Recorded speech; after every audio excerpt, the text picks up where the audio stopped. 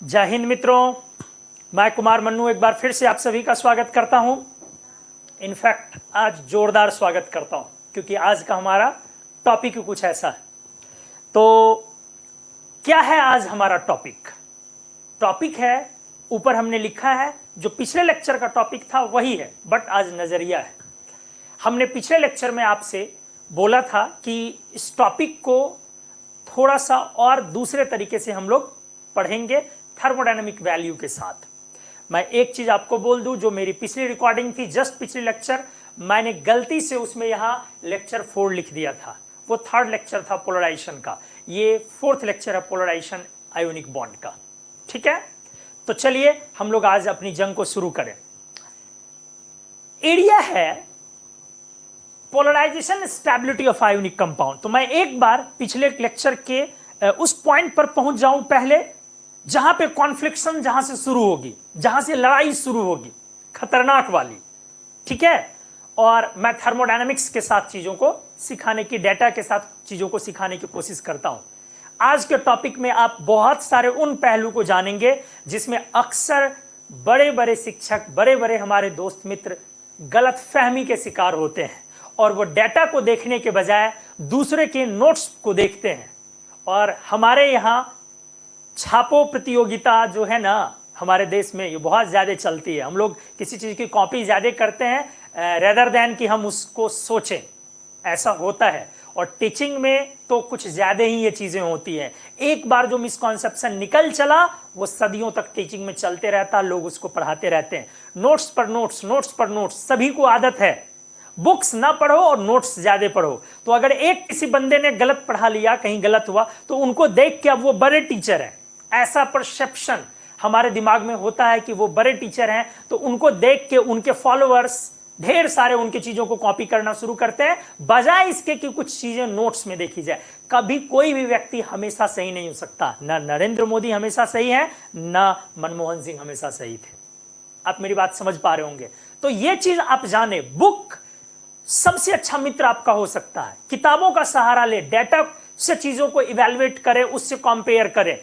अगर आप नोट्स पर नोट्स ऐसे करते चले जाएंगे कि बड़े बड़े टीचर्स के नोट्स एक जगह जमा करते हैं, बहुत सारे लोगों को आदत होती है, और उसके अकॉर्डिंग चीजों को मिला उला करके कंटेंट बना करके पढ़ा लिया, तो इससे क्या होता है, आपके बच्चे जब कल को टीचर बनते हैं, उनके दिमाग में वो चीजें रहती है। अब हो सकता है हमारे बड़े वाले टीचर भाई साहब वो अपनी चीजों को 2 साल बाद सुधार ले, लेकिन जो उनकी चीजें बीमारी की तरफ फैल गई वो सुधर नहीं पाती है। तो आज मैं उन सब पहलू पर बहुत खुल के डिस्कस करूंगा।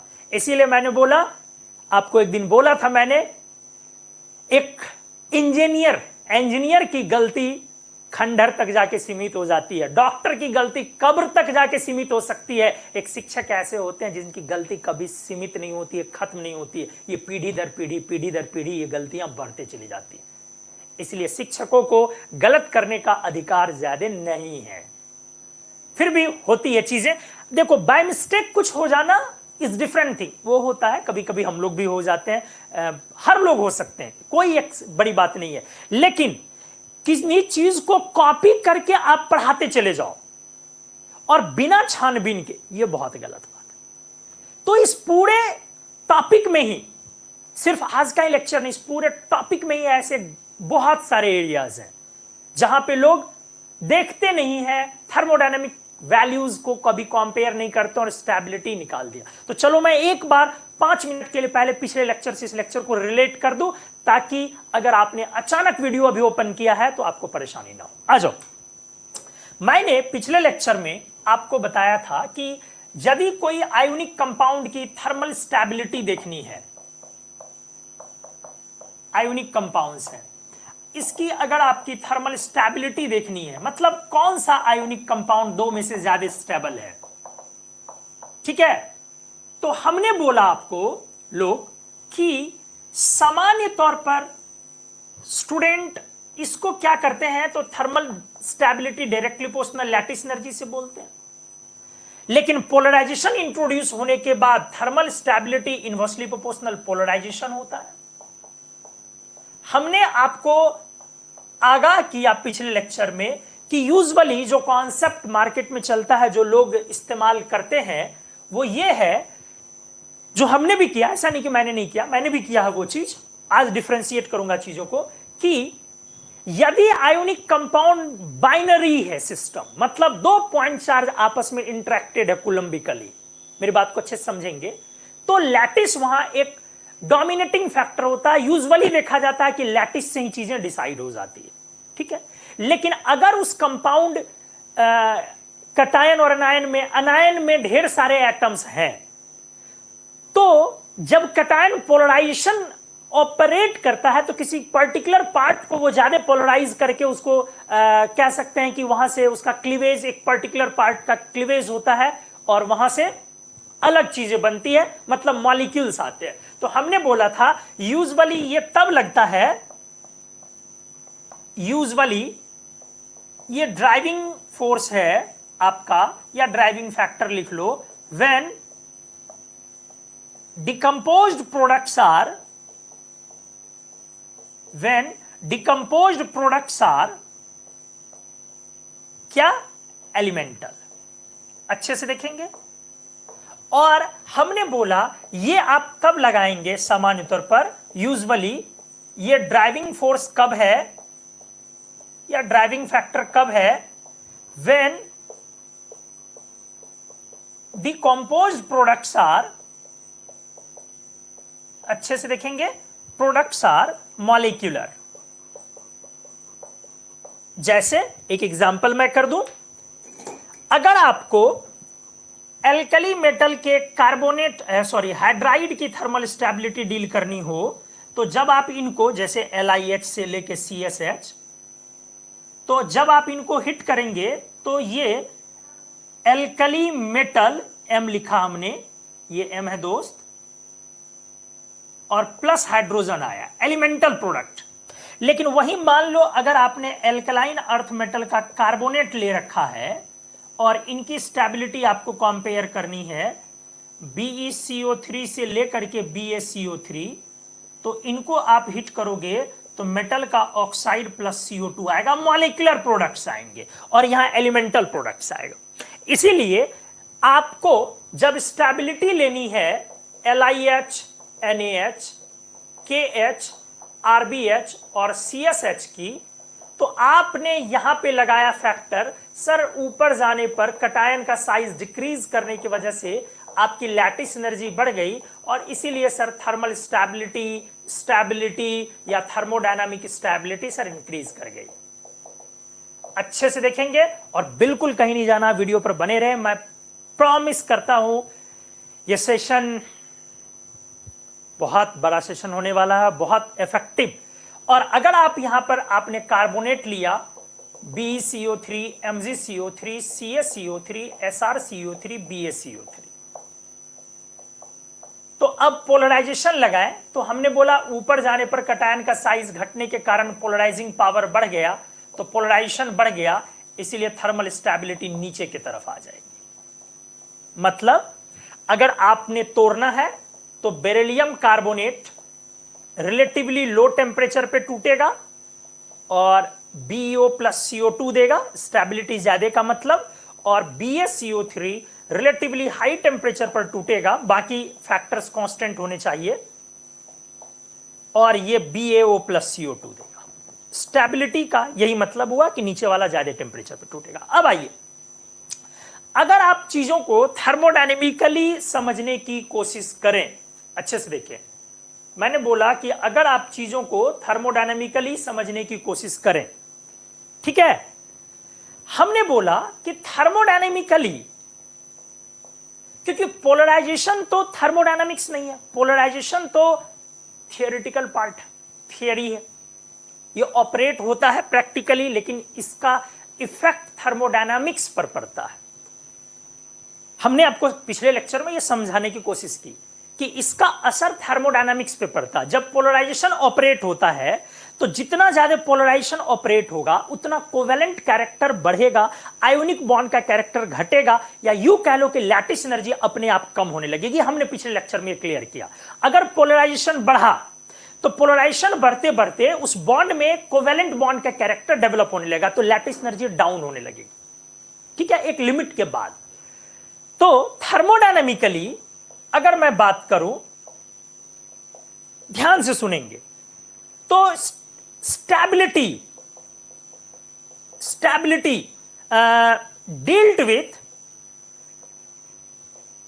डील्ट with delta G not formation always. आप तो बिल्कुल सहमत होंगे, थर्मोडायनेमिकली तो डेल्टा जी ही चीजें होंगी, मतलब delta G not F delta H minus T delta S. अच्छे से देखें, अब जो आपका वो डेल्टा एच है, एक्चुअली ये एल्जेब्रिक सम है आयोनिक कंपाउंड में। अच्छे से देखें किन किन चीजों का, आपको तो अच्छे से ध्यान में है ना, heat of sublimation, ionization energy, bond dissociation energy, electron affinity, lattice energy, इन सारे चीजों का क्या है, एल्जेब्रिक सम है। हमने ये चीजें आपको पिछले लेक्चर में समझाया कि एक्चुअली लैटिस एनर्जी के सामने जो सबसे लास्ट वाला फैक्टर है यू नॉट, लैटिस एनर्जी के सामने सारे फैक्टर बौने हैं, एक तरफ से छोटे हैं, एक तरफ से जो सबसे बड़ा फैक्टर इसमें कौन है, डेल्टा एच में लैटिस एनर्जी है। अच्छे से देख लें, शायद यहां ये नजर नहीं आ रहा हो तो मैं यहां पे लिख देता हूं प्लस यू नॉट। ठीक है, तो हमने आपको बोला कि एक्चुअली लैटिस एनर्जी के सामने सारे फैक्टर छोटे हैं। लैटिस एनर्जी की जो वैल्यू है वो इतनी बड़ी होती है सामान्य तौर पर कि आयोनाइजेशन, सब्लिमेशन, बॉन्ड डिसोसिएशन वगैरह सबको अकेले वो कवर अप कर लेता है और उसी के वजह से आपका heat of formation finally negative होता है। अब जब ये नेगेटिव टी डेल्टा एस अगर उसने ज्यादा प्रभाव नहीं डाला, उसको इग्नोर कर लिया जाए, तो ओवरऑल डेल्टा जी को नेगेटिव बनाने की जिम्मेदारी जिस डेल्टा एच पर है, उस डेल्टा एच को नेगेटिव बनाने की जिम्मेदारी लैटिस एनर्जी पर है। फिर से रिपीट कर रहा हूं, मैंने बोला कि डेफिनेटली थर्मोडायनेमिकली स्टेबिलिटी जो डील होती है वो गिब्स फ्री एनर्जी चेंज से, standard Gibbs free energy change से। और डेल्टा जी की जो वैल्यू है आपने लिखा delta H minus T delta S. T standard value लिख रहे हैं तो जाहिर सी बात है टी का वैल्यू हम लोग 25, 27 यही लेते हैं, 300 केल्विन के आसपास लेंगे। तो डेल्टा एस का वैल्यू अगर कोई बड़ा चेंज ना हो, मतलब एबनॉर्मली ऐसा ना हो कि सारा गैस सॉलिड में कन्वर्ट कर रहा है, सारा सॉलिड गैस में कन्वर्ट कर रहा है, तो डेल्टा एस में नेग्लिजिबल चेंजेस होते हैं। आराम से सुनिएगा, तो टी डेल्टा एस को बहुत अगर आप ज्यादा तवज्जो ना दें तो आपका डेल्टा जी किससे डिसाइड हो रहा है, सर डेल्टा एच से। और डेल्टा एच किससे डिसाइड हो रहा है, तो delta H is the algebraic sum of, Born Haber cycle हमने पढ़ाया है, algebraic sum of heat of sublimation, enthalpy of atomisation जिसको आप बोलते हैं, ionisation energy, bond dissociation energy and electron affinity and lattice energy. Lattice energy की value बड़ी बड़ी होती है। लैटिस एनर्जी की वैल्यू हमने बोला आपको कि शुरू ही होती है 500 किलो जूल पर मोल के आसपास से, और ये 1000 लाख पता नहीं और कितना 10 लाख, बहुत सारे बड़े बड़े वैल्यूज भी होते हैं, बहुत सारे से हमने आपको पढ़ाया हुआ भी है, तो चलो उधर नहीं जाना। इसमें जो समरी निकल के आया that one is this, that कि इन सबके सम का जो नेगेटिव पार्ट है वैल्यू वो अकेले यू नॉट के वजह से है, क्योंकि एफिनिटी की वैल्यू बहुत ज्यादा नेगेटिव नहीं होती है। पीरियोडिक टेबल में हाईएस्ट एफिनिटी की वैल्यू होती है किसकी, हमने आपको पढ़ाया है, आप देख ले अच्छे से, क्लोरीन की -360 के अराउंड, तो बहुत छोटी वैल्यू है। और लैटिस की वैल्यू -4000, -5000, -6000, -3000, -2000, -10,000, -60,000, बड़ी बड़े वैल्यूज होते हैं। मतलब डेल्टा एच जो है अगर सामान्य तौर पे बात किया जाए तो उसको कंट्रोल कर रहा है लैटिस एनर्जी।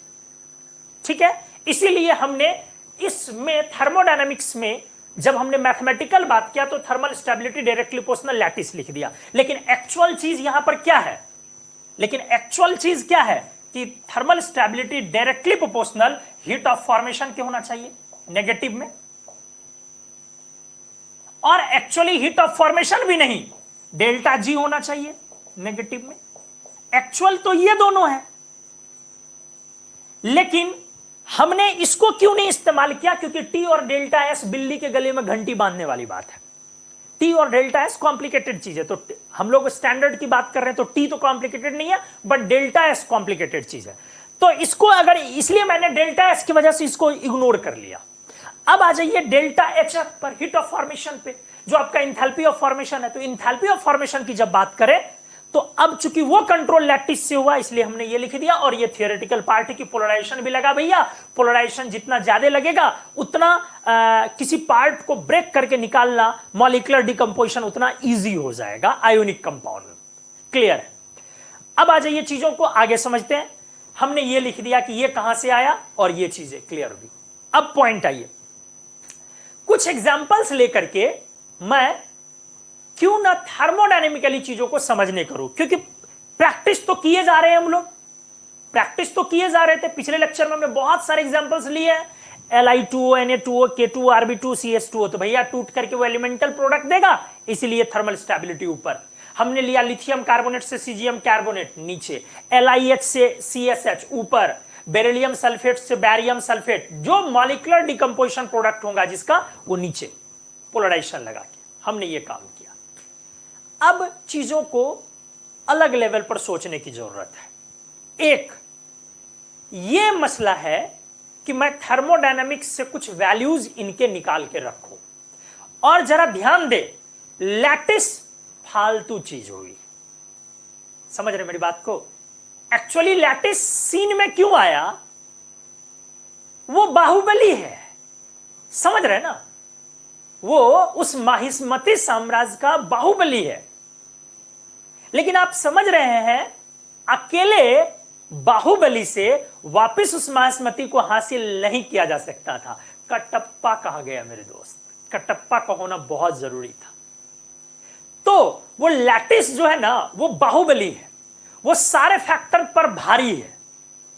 लेकिन कटप्पा भी जरूरी है, देवसेना भी जरूरी है, ऐसे और भी चीजें जरूरी हैं जिनके वजह से ओवरऑल वो जीत डेल्टा जी निकलेगी। इसीलिए नेक्स्ट पेज में थर्मोडायनामिक्स पर आओ, पहले वैल्यूज पर। और लैटिस की वैल्यू डिस्कस करनी बेकार है। किसकी वैल्यू डिस्कस करनी है? दो एग्जांपल कुछ लेते हैं। और किसकी वैल्यू डिस्कस करनी है दोस्त? सर डिस्कस करनी है हीट ऑफ फॉर्मेशन और गिब्स फ्री एनर्जी चेंज। इन दो से थोड़ा समझा जाए कि क्यों लोग लैटिस के पीछे पड़े रहते हैं। लैटिस के पीछे इसलिए पड़े रहते हैं कि लैटिस का जो ट्रेंड है वही ट्रेंड हीट ऑफ फॉर्मेशन का हो जाता है 90%, 95% केस में। आराम से सुनेंगे, जो लैटिस का ट्रेंड है वही ट्रेंड हीट ऑफ फॉर्मेशन का हो जाता है 90% केस में, 95% केस में। और जो हीट ऑफ फॉर्मेशन का ट्रेंड है वही डेल्टा जी का ट्रेंड हो जाता है। इसीलिए लोग सब भूल के लैटिस पकड़ लेते हैं। लेकिन 5% बर्बाद करने के लिए आपके कॉन्सेप्ट को काफी है। तो अगर आप बड़ा कंपटीशन दे रहे हैं, लाइक एक लेवल पे बात कर लो जेई एडवांस्ड, एक लेवल पे बात कर लो जेआरएफ, तब आप उस 5% पर आपकी पकड़ होनी चाहिए। आप कोई छोटा कंपटीशन दे रहे हैं, लाइक आप जैम दे रहे हैं, आईआईटी जैम दे रहे हैं, लाइक आप जेई मेन दे रहे हैं, लाइक आप नीट दे रहे हैं। मेरी बात आप समझ पा रहे हैं? ये हर तरह के स्टूडेंट्स के लिए मैं बातें कर रहा हूं। तो उस समय में वो 5%, 10% वाला एरिया उतना यूजफुल नहीं, वो 90% वाला एरिया उनके लिए यूजफुल है। और बाकी अगर आप टीचर बनना चाहते हैं आगे चल के, लेक्चरर बनना चाहते हैं आगे चल के, नॉलेज सही लेना चाहते हैं आगे चल के, तो भाई साहब तब तो पूरे एग्जाम्पल को कवर करना है। ठीक है? और एक कंफ्यूजन मैंने सुना है, लोगों के जहन में ये चीजें रहती है, सर कार्बोनेट एक बड़ा अनायन है, इसीलिए सर डाउन द ग्रुप जाने पर उसकी पैकिंग अच्छी होती है, स्पेस मिलना उसमें मुश्किल है। तो सर स्पेस मिलना मुश्किल है तो डिफेक्ट्स जो होते हैं सॉलिड में, आयोनिक सॉलिड्स में, वो डिफेक्ट्स नहीं आ पाएगा। जैसे कुछ डिफेक्ट होते हैं आपको पता है, जिसमें शिफ्ट कर जाता है आयंस आपके वाइड स्पेस में, खाली जगह में, इन सब चीजों की वजह से डिफेक्ट आता है। कभी कभी तो उस खाली जगह में क्या होता है, इंटरस्टिशियल डिफेक्ट हो जाता है, जो एक्स्ट्रा कोई एटम आके एंटर कर जाता है। फ्रैंकेल डिफेक्ट्स होता है जिसमें कि कैटायन शिफ्ट कर जाता है आयन की तरफ, आयन का शिफ्टिंग होता है। तो ये सब डिफेक्ट्स नहीं आ पाएंगे। कब? यदि पैकिंग अच्छी होगी। तो लोग बोलते हैं कि इसीलिए lattice energy down the group हो जाएगी, बड़े एनायन को बड़ा कैटायन ज्यादा स्टेबलाइज करेगा, तो lattice energy down the group हो जाएगी, स्टेबिलिटी डाउन द ग्रुप हो जाएगी वहां पे, क्योंकि कार्बोनेट काफी बड़ा एनायन है। ये भी लोगों के दिमाग में चीजें रहती है। इसमें क्या हकीकत है? कुमार मन्नू सर अगले पेज में खोलते हैं इस राज को। चलिए आ जाइए, स्क्रीनशॉट लिया जाए प्लीज।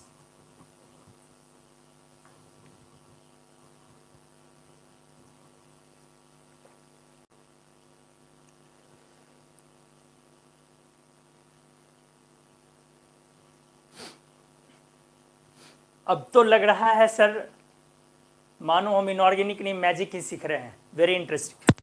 आने वाला वो तो किसी मैजिक से कम नहीं। और जो बोलते हैं ना ये सब कॉन्सेप्ट ना गुरु दक्षिणा के को डिजर्व करता है। मैं अपनी बात नहीं कर रहा हूं, लेकिन अगर ये सब चीजें आप सीख जाते हैं, क्योंकि इसमें वर्षों से कई सालों से और मोस्ट ऑफ ऑल टीचर्स को मैंने देखा कि वो गलतियां करते हैं। चलिए आइए देखिए, आइए मैं क्या करता हूं आपको पैरामीटर्स ऑफ स्टेबिलिटी, ध्यान से देखिए पैरामीटर्स ऑफ स्टेबिलिटी। अब मैंने बोला दोस्त तीन चीजें हुई इसमें। एक लैटिस एनर्जी, कैसे? डायरेक्टली प्रोपोर्शनल नेगेटिव में।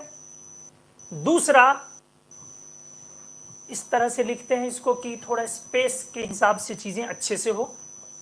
पहला लैटिस एनर्जी नेगेटिव में डायरेक्टली प्रोपोर्शनल, दूसरा हीट ऑफ फॉर्मेशन नेगेटिव में डायरेक्टली प्रोपोर्शनल, और तीसरा डेल्टा जी नेगेटिव में डायरेक्टली प्रोपोर्शनल। सब स्टैंडर्ड कंडीशन में है, ठीक है? ध्यान से सुनिए, अच्छे से देखें। अब मैं कोई एक सीरीज लेता हूं कंपाउंड्स का। चलो मैं कार्बोनेट लेता हूं। आप दोस्तों जो सामान्य स्टूडेंट हैं, जो सीख रहे हैं पहली बार, उनको कंफ्यूजन कम होगा क्योंकि उनको पता ही नहीं है। लेकिन जिन लोगों ने पहले से पढ़ा है उनको पता होगा कि इसमें lattice energy down the group बढ़ेगी, क्योंकि कार्बोनेट लार्ज आयन है, इसीलिए नीचे जाने पे आपके पैकिंग बढ़ेगी। Packing increases with large cation, increases with large cation अच्छे से, और लैटिस एनर्जी बढ़ेगी। ध्यान से सुने, अभी ये बहुत सारे स्टूडेंट्स को पता है कि नीचे लैटिस इसमें बढ़ती है। डेफिनेटली पता होगा, बोलो ना बोलो, मैं जान रहा हूं कि पता है आप में से बहुतों को। अब यहां जरूरी है इसी कंपाउंड्स की, beryllium, magnesium, calcium, strontium, barium, इन्हीं कार्बोनेट्स की मैं तीन चीजें लिखूं: लैटिस, हीट ऑफ फॉर्मेशन और Gibbs free energy change, enthalpy of formation और Gibbs free energy change. Definitely मैं थोड़ा सा डेटाबेस वैल्यू मैं निकाल के देखूंगा आराम से। मैं थोड़ा सा वैल्यू, चूंकि लंबे चौड़े में आपको सिखाने के लिए ऐसा कर रहा हूं। -3178 सारे एसआई में वैल्यूज हैं, किलोजूल पर मोल एसआई वैल्यूज हैं सब, ठीक है? चलिए -3178, -2986, -2718, -2614। सबसे पहले इस लैटिस एनर्जी को अच्छे से देख लें आप, वैल्यू को, और उन लोगों को जिन लोगों ने अपने नोट्स में पढ़ाया हुआ है कि कार्बोनेट बड़ा आयन है तो पैकिंग नीचे की तरफ ज्यादा, तो लैटिस एनर्जी नीचे की तरफ ज्यादा, तो स्टेबिलिटी नीचे की तरफ होगी इसमें। तो लैटिस वाली चीजों को आप अच्छे से देख ले। बेरिलियम कार्बोनेट हमने छोड़ दिया जानबूझ के, हर चीज का डाटा अवेलेबल होना हर चीज का मुश्किल है, इस वजह से मैंने छोड़ दिया, उससे कोई फर्क नहीं पड़ता है। चलो आ जाओ, तो देख लो 26, 27, 29, 31, स्पष्ट तौर पे लैटिस एनर्जी ऊपर की तरफ बढ़ रही है। इसीलिए थोड़ा सा सावधान हो जाए, मैं आगे जब कंक्लूजन लगाऊंगा कि लैटिस एनर्जी तो भैया आप अपने फैक्टर्स के अकॉर्डिंग ही लेके चले। पैकिंग से लैटिस एनर्जी किस वक्त डिसाइड होती है वो मैं भी बताऊंगा। होती है कभी कभार, बहुत रेयर एग्जांपल है, वो ऐसे सॉफ्ट एनायंस के केस में ऐसे होते हैं जो काफी ज्यादा पोलराइजेबल है और सॉफ्ट है, बहुत ज्यादा सॉफ्ट है, ठीक है? सिर्फ बड़ा होने से नहीं होता है दोस्त, सॉफ्ट होना इंपॉर्टेंट। और सॉफ्ट कैसे आता है एनायन में, सॉफ्टनेस कैसे आती है, ये मैं बाद में आगे चल के पढ़ाऊंगा। अभी आ जाइए फिलहाल।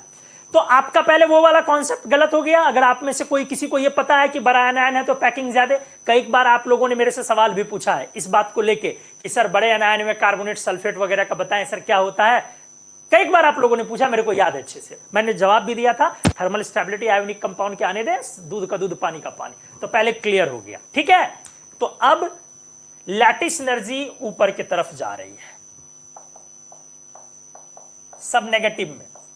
अब नेक्स्ट है, इन्हीं का मैं हीट ऑफ फॉर्मेशन लिख रहा हूं, क्योंकि जो आपका डेल्टा जी है, आप ये डेल्टा एच लिखेंगे और डेल्टा एच में बहुत सारी चीजें और लैटिस एनर्जी भी है, नहीं,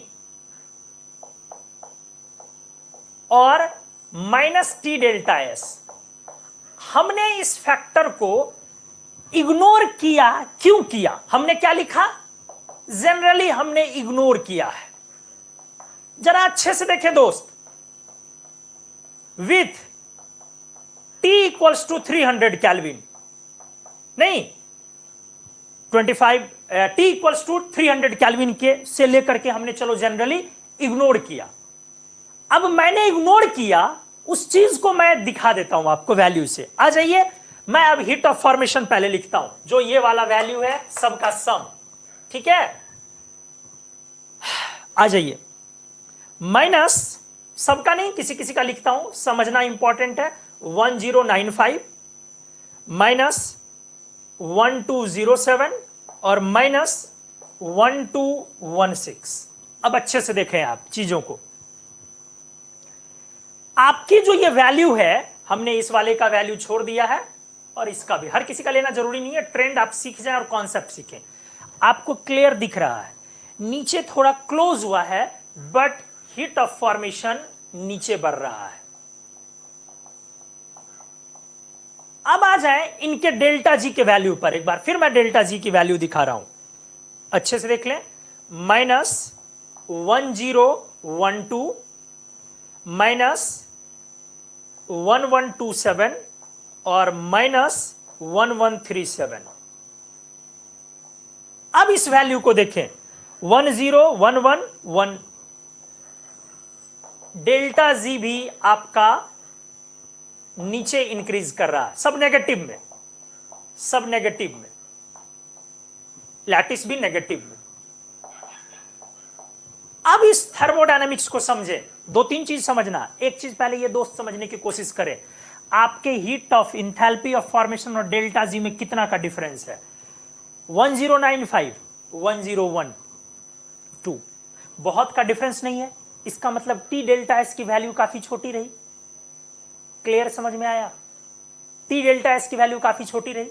अगर आप बोलेंगे तो मैं वो भी लिख करके और क्लियर कर सकता हूं, बट यार लर्निंग अच्छी रहनी चाहिए, ज्यादा क्लमजी होने से फिर आपके ऊपर भी, तो आप भी पढ़ोगे, आप बहुत सारे बुक्स आप भी कभी अगर पढ़ने का मौका मिला तो आपके लिए वो यूजफुल होगा। हमने क्यों इग्नोर किया था जनरली, आप देख ले, -11 -12 -11 -12, कितना क्लोज है, लेकिन लैटिस को देखिए बहुत का डिफरेंस है। देख रहे हैं, 1100 और 3100, 2000 का डिफरेंस है, 1200 2900 1200 2600। क्यों? क्योंकि लैटिस के साथ इसमें जो ऐड हुआ है वो क्या सब ऐड हुआ है, समझ रहे हैं? पॉजिटिव चीजें क्या सब ऐड हुई है? सब्लिमेशन। पॉजिटिव चीजें क्या सब ऐड हुई है? आयोनाइजेशन, बॉन्ड डिसोसिएशन वगैरह।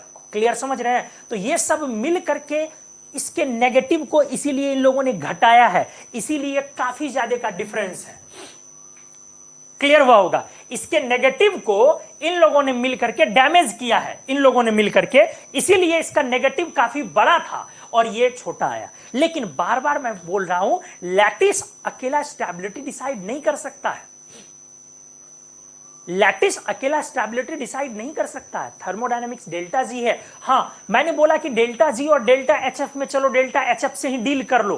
क्यों बोला था? क्योंकि टी डेल्टा एस की वजह से स्टैंडर्ड कंडीशन पर बहुत ज्यादा का डिफरेंस नहीं है। तो कंक्लूजन क्या हुआ? कंक्लूजन क्या हुआ दोस्त स्टेबिलिटी को लेके? सर कंक्लूजन यह हुआ कि बेरिलियम कार्बोनेट से बैरियम कार्बोनेट की तरफ स्टेबिलिटी बढ़ गई। और सर हमने जो थियोरेटिकल अप्रोच पढ़ा था, थियोरेटिकली ध्यान से, theoretically due to decreasing phi stability increases, नहीं, पोलराइजेशन आपने लगाया था, लेकिन practically due to decreasing delta G, या इंक्रीजिंग नेगेटिव में लिख लो, इंक्रीजिंग नेगेटिव डेल्टा जी, क्या हुआ? Stability increases. अब आपको समझ में आया होगा, थोड़ा सा तो मजा आया होगा, क्योंकि थोड़ा कुछ तो कॉन्सेप्ट क्लियर हुआ होगा कि क्या माजरा था इसमें और क्या आप समझ रहे थे। तो वो बंधु, वो दोस्त, जो लोग इसमें लैटिस एनर्जी के ट्रेंड को नीचे करते थे, हमने उनको क्लियर और स्ट्रिक्ट मैसेज दिया है, दोस्त देख ले, अच्छे खासे वैल्यूज से लैटिस एनर्जी डिफर कर रहा, इंथैल्पी ऑफ फॉर्मेशन उतने वैल्यू से नहीं कर रहा, या डेल्टा जी उतने बड़े चेंजेस से नहीं वैरी कर रहा जितने बड़े चेंजेस से लैटिस कर रहा। तो एक तो उन मित्रों के लिए, सेकंड उन मित्रों के लिए भी इसमें, उन स्टूडेंट्स के लिए भी, उन दोस्तों के लिए, उन टीचर्स के लिए भी इसमें मैसेज है जी, जो कि सिर्फ डेल्टा एच एफ के अकॉर्डिंग चलते हैं, और वो ये नहीं समझ पाते हैं कि डेल्टा टी डेल्टा एस को क्यों नहीं हमने लिया। एक्चुअली जब काउंट कर रहे हैं तो उसकी वजह से टी डेल्टा एस का नेग्लिजिबल, देख रहे हैं, बहुत ज्यादा का डिफरेंस नहीं है, बहुत मामूली चेंजेस, क्योंकि आप जो इन चीजों को आयोनिक कंपाउंड को बनाते हैं, सारा गैस प्रोडक्ट होता है, सॉलिड रिएक्टेंट गैस में, सॉरी, गैस रिएक्टेंट सॉलिड में कन्वर्ट नहीं होता, जैसे आपने बनाया तो Na plus half mole of Cl2 gives. तो आपने क्या देखा, एक मोल सॉलिड आपका ऑलरेडी सॉलिड में कन्वर्ट हुआ। तो डेल्टा एस किस समय में बहुत ज्यादा छलांग लगाता है, एंट्रोपी चेंज, जब आपका सॉलिड कन्वर्ट होता है, और Cl2 आप हाफ मोल लिया, हाफ मोल Cl2 आपका गया है सॉलिड में, उधर गया है, तो इसी वजह से आपका बहुत बड़ा छलांग इसमें नहीं लग पाता है, क्योंकि मेटल आपका जो पार्ट होता है अल्टीमेटली वो सॉलिड। यही वजह से कि टी डेल्टा एस पर बहुत फर्क नहीं पड़ा होगा। अब उम्मीद है आपको मजा आया होगा, थोड़ा सा तो आया होगा। दिल खोल करके एक बार आप बताएं, क्या मजा आया या नहीं, प्लीज।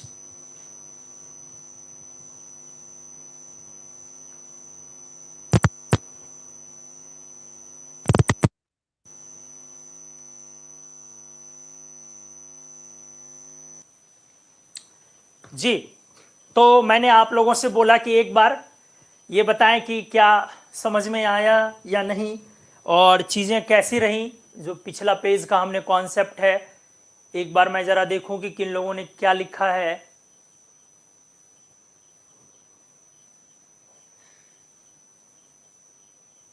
यस सर, दिल गार्डन गार्डन हो गया। Arun Rohan, thank you Arun ji.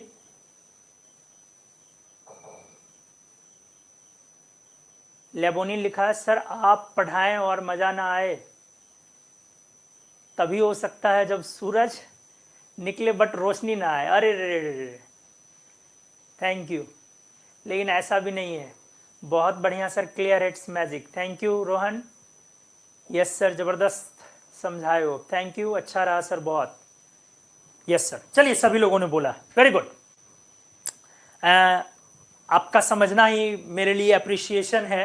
और एक्चुअली क्या है ना कि मेरे को पता है ये चीज़ कि कहाँ पे कॉन्सेप्ट में लोग मिसकॉन्सेप्शन वर्षों से झेल रहे हैं। ये तो कार्बन का कार्बोनेट था, अब तो मैं सल्फर का सल्फेट लेकर के दूध का दूध, पानी का पानी करने वाला हूं।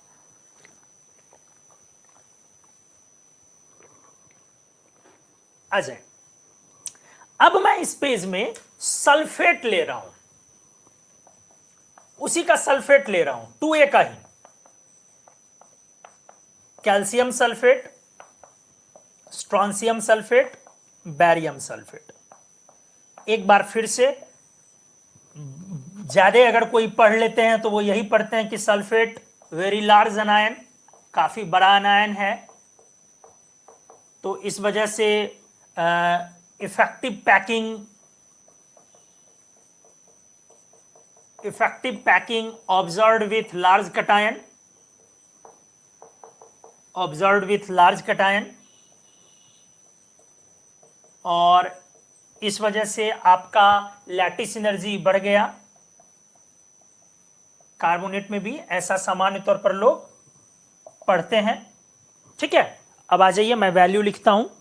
अच्छे से देखें जरा, मैग्नीशियम सल्फेट, फिर बेरिलियम को छोड़ के लिख रहा हूं, -2833, कैल्शियम सल्फेट -2653, और एक बैरियम लिख देता हूं, ये वाला छोड़ के बैरियम लिख देता हूं, क्योंकि कॉन्सेप्ट समझना, -2474। आप स्पष्ट देख लें, आपका सल्फेट क्या बड़ा है, बहुत बड़ा है, जो है हाथी का साइज है कि घोड़े का साइज है कि ऊंट का साइज है कि कटप्पा का साइज है, देख लें। 24, 26, 28 स्पष्ट दिख रहा है आपको। लैटिस एनर्जी आपकी ऊपर की तरफ बढ़ रही है, क्योंकि R+ डिक्रीज कर रहा है।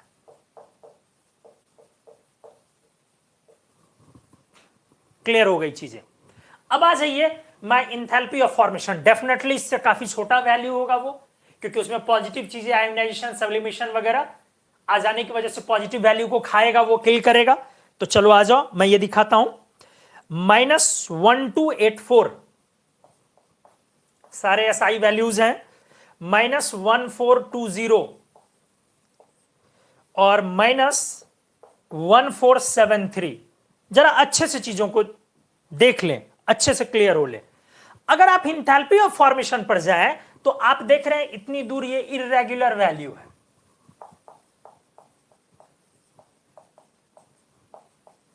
तो वैसे लोग जो लैटिस से डील कर देंगे स्टेबिलिटी, तब तो उनका तो ऊपर हो जाएगा, वो भी गलत हो जाएंगे। वैसे लोग जो इंथैल्पी ऑफ फॉर्मेशन से डील कर देंगे स्टेबिलिटी, उनका भी गलत हो जाएगा, क्योंकि अपने को पहले से ही पता है कि इसकी स्टेबिलिटी डाउन द ग्रुप होगी। थियोरेटिकल पार्ट हमने पढ़ रखा है, पोलराइजेशन लगेगा यहां। अपने को पहले से ही दोस्त पता है कि बेरिलियम सल्फेट से लेके बैरियम सल्फेट जाने पर स्टेबिलिटी डील करने का तरीका है, ऊपर फाई बढ़ेगा तो पोलराइजेशन बढ़ेगा, पोलराइजेशन इंक्रीज होगी ऊपर की तरफ, तो डाउन द ग्रुप जाने पे थर्मल स्टेबिलिटी इंक्रीज होगी।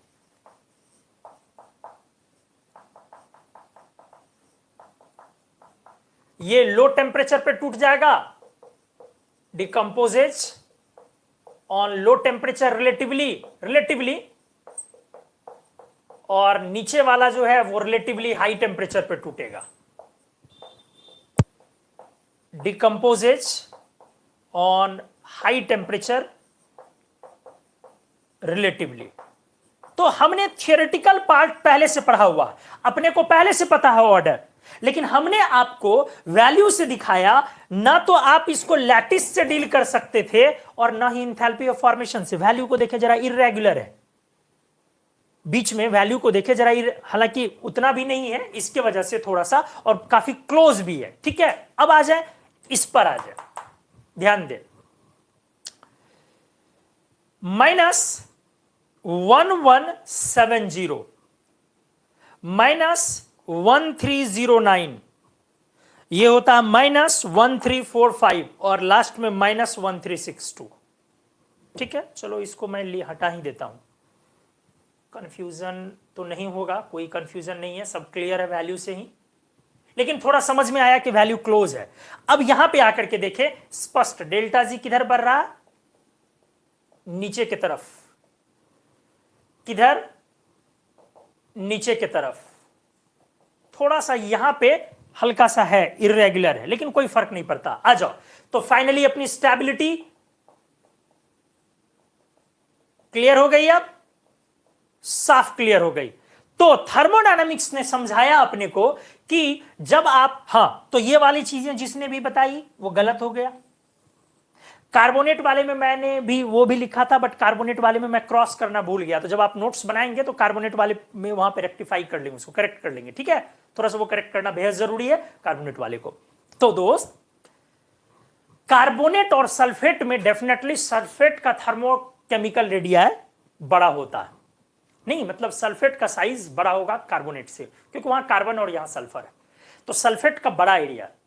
अब जब सल्फेट जैसे बड़ा अनायन में जब आपने पैकिंग के अकॉर्डिंग लैटिस नहीं डील किया, तो क्या मजाल है कि आप आयोडाइड में पैकिंग से लैटिस एनर्जी डील कर लो। समझ में आया? कार्बोनेट, नाइट्रेट, सल्फेट, कुछ भी ये सब डील करो, ऑक्जेलेट, क्यों डील करोगे? कि एनायन बड़ा है तो lattice energy down the group बड़े कटायन के साथ, क्यों नहीं, ये बतौलेबाजी है। एक्चुअली स्टेबिलिटी जो दिख जाता है ना, इसीलिए किसी ने गलत एक दो बार कुछ लोगों ने पढ़ा दिया कि स्टेबिलिटी उनको डाउन द ग्रुप दिख गई तो उन्होंने पैकिंग के अकॉर्डिंग कर दिया। पैकिंग और स्टेबिलिटी रिलेटेड है, वहां लैटिस की वैल्यू रिलेटेड नहीं है दोस्त। हमने क्लियर थर्मोडायनेमिक्स आपको लिखा, लैटिस एकदम क्लियर ऊपर है और अच्छे खासे डिफरेंसेस से ऊपर है। उतने डिफरेंसेस के साथ डेल्टा जी में चेंज नहीं है जितने डिफरेंसेस के साथ यहां पर लैटिस में चेंजेस है, वो ऊपर की तरफ है। इसलिए लैटिस आप अगर आयोडाइड वगैरह भी लेते हैं, क्लोराइड, ब्रोमाइड, आयोडाइड, तो वहां भी लैटिस को आप ऐसा ना करें कि आयोडाइड बड़ा एनायन है इसीलिए लैटिस एनर्जी बड़े कैटायन की तरफ, लिथियम की तरफ ना होकर के सीजियम की तरफ होगा। फिर मैं बोलूंगा गलत है, वहां भी सीजियम आयोडाइड से ज्यादा लैटिस एनर्जी लिथियम आयोडाइड की होगी। लैटिस में आप पैकिंग ना लगाएं, पैकिंग से स्टेबिलिटी डील कर ले, लेकिन लैटिस में ना लगाएं।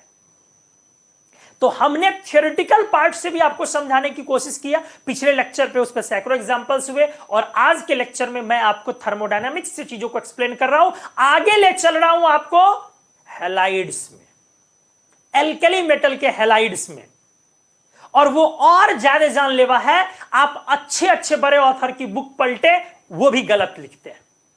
मैं नाम नहीं लेना चाहता हूं, लूंगा तो आप हताश हो जाएंगे, क्योंकि आप उन किताबों को बहुत ज्यादा पढ़ते हैं।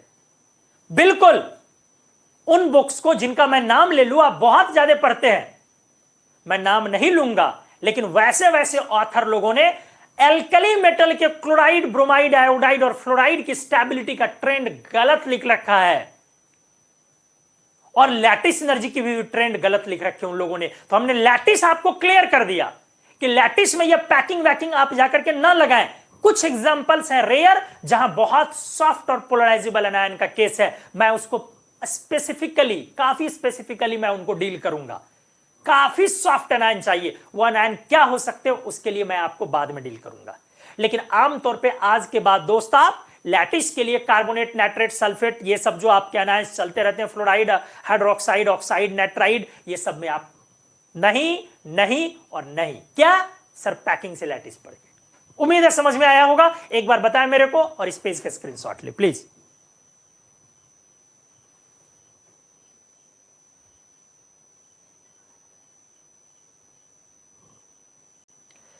आइए दोस्तों,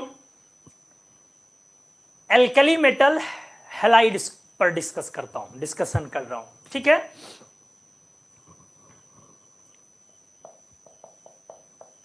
alkali metal halides,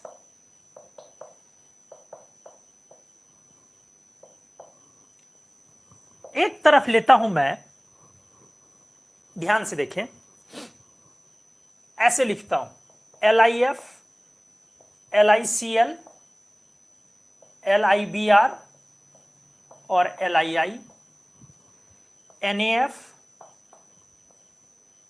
KF, RBF, CSF। बहुत क्लियर मैसेज दूंगा, NaCl, KCl, RBCl, CSCl, NaBr, KBr, RBBr, CSBr, ठीक है। और NaI, KI, RBI, CSI। अच्छे से देखें, तीन चीजें एक बार फिर से, lattice energy, enthalpy of formation, Gibbs free energy change. क्या कर रहा हूं मैं, इस दो को फिर मैं लिख रहा हूं। किस दो को? LiF, NaF, KF, RBF और CSF, और इसका 3 कॉलम बना रहा हूं मैं, और इधर ले रहा हूं LiI, NaI, KI, RBI, CSI। 3 column आप समझ रहे हो, वही 3 चीजें। कौन सी 3 चीजें? लैटिस, इंथैल्पी ऑफ फॉर्मेशन और heat of Gibbs free energy change. ठीक है, तीन चीजें फिर वही हमने लिखा। अब मैं वैल्यू लिख रहा हूं, आराम से आ जाए। LIF का तो हमने पढ़ाया था, -1000 LIF वर्सेस MgO, याद करो 1:1 रेशियो होने के कारण दोनों का मेडुलम कांस्टेंट सेम ऑर्डर में चला गया था। तो हमने करवाया हुआ था कि जो चार्ज का रेशियो है वही लैटिस एनर्जी डिसाइड कर देगा। तो 4 टाइम्स चार्ज उसमें ज्यादा है, इसलिए 4 टाइम्स ज्यादा था। LIF याद करो 1000 के आसपास और MgO 4000 के आसपास। चलो आ जाओ, चलो 1000 सब नेगेटिव में वैल्यू आप जान रहे हैं। KF मैं लिख रहा हूं, KF 801 और CSF 744। जरा वैल्यू को देखें। और अब मैं ये लिख रहा हूं, इसका इंथैल्पी ऑफ फॉर्मेशन 612 और इधर लिख रहा हूं माइनस हटा के 531 और डेल्टा जी 588 और 525। अच्छे से देख ले। अब कॉन्सेप्ट बहुत क्लियर है। ऊपर की तरफ जाने पर आपकी लैटिस एनर्जी बढ़ रही है क्योंकि साइज छोटा हो रहा है। क्लियर है कॉन्सेप्ट? अब आप ध्यान से देखें। अब जब आप इनके इंथैल्पी ऑफ फॉर्मेशन वैल्यू को देख रहे हैं, एकदम रेगुलर ट्रेंड है, तो इंथैल्पी ऑफ फॉर्मेशन वैल्यू भी ऊपर की तरफ ही बढ़ रही है नेगेटिव में। और अब आप डेल्टा जी को भी देखें, ऊपर की तरफ ही बढ़ रही है। इसका मतलब हुआ कि जो स्टेबिलिटी है वो LIF, NAF, KF, RBF, CSF।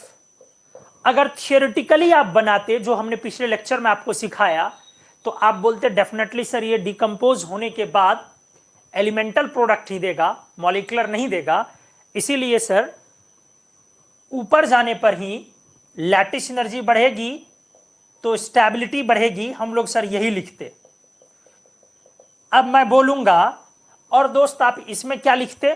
आप बोलते सर यहां भी तो वही चीज लिखते हम लोग कि LII से लेके CSI में ऊपर जाने पर चूंकि डिकम्पोज होकर एलिमेंटल प्रोडक्ट देगा, बाइनरी वाला है, तो लैटिस एनर्जी बढ़ेगी। सर पैकिंग लगाना तो अब छोड़ दूंगा क्योंकि पैकिंग पहले लगाता था, इसीलिए स्टेबिलिटी बढ़ेगी। अब मैं बोलूंगा, मैं वैल्यू लिख रहा हूं क्योंकि आपके बोलने से कुछ नहीं होगा, वैल्यूज हर कुछ कहेगा। चलो आ जाओ, मैं वैल्यू लिखता हूं। माइनस लैटिस में है पहले 750 और स्ट्रेट लिख रहा हूं 600, वही 550 समथिंग इस तरह करके। 271, चलो इसको 550 ही लिखो।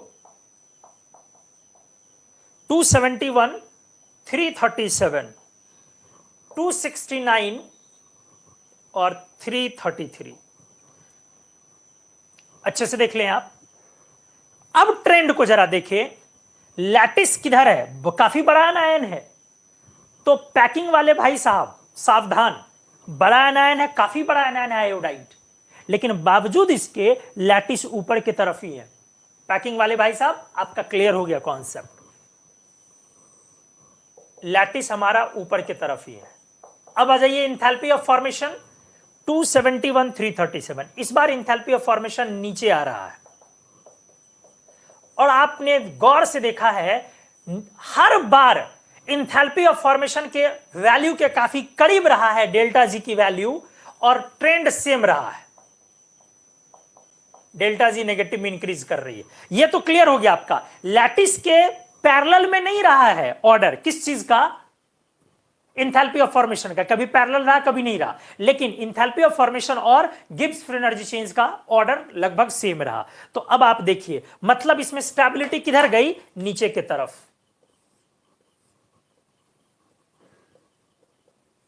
अब आपको समझ में आया?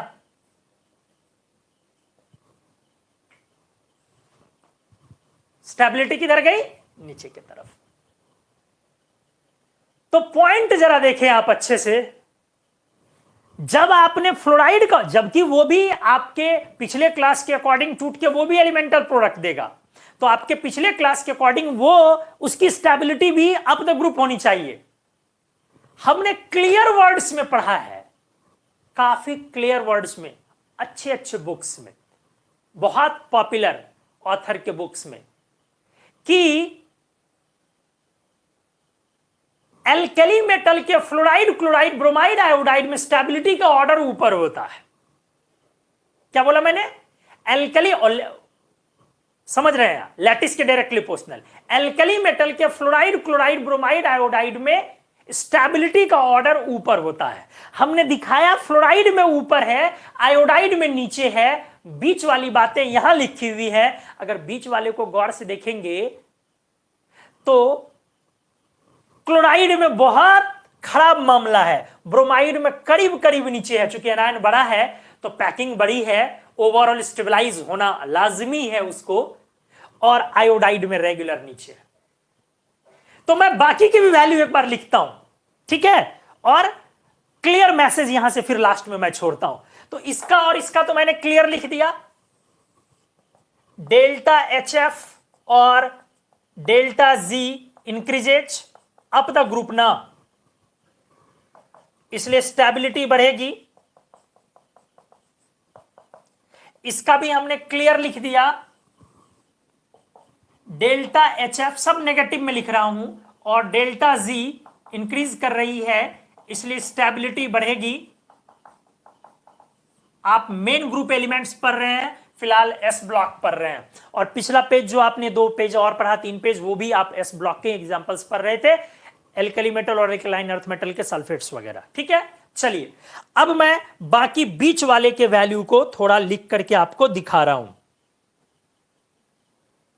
अच्छा, 2 ही चीज को लिखता हूं, क्या क्या, एक फॉर्मेशन और एक डेल्टा जी, या आप छोड़ भी दें तो एक को भी लिख करके काम चला सकते हैं, डेल्टा जी ही लिखे ना, हटाइए, क्योंकि जो फॉर्मेशन का ऑर्डर होता है वही डेल्टा जी का ऑर्डर होता है।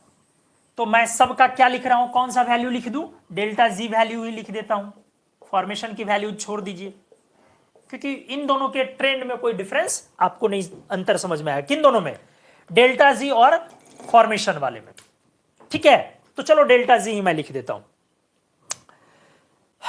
क्लोराइड वाला 384 वही है ऑलमोस्ट, 384, 408 और 414, अच्छे से देख लें। अब आ जाए ब्रोमाइड में 341, 349, 379 और 384। अब जरा देखिए अच्छे से, क्लियर समझे, आपको इसमें क्या दिख रहा है, थोड़ा दिखा मामला गड़बड़ है, दिखा ना, लेकिन फिर क्या दिख रहा है, नीचे बढ़ रहा है,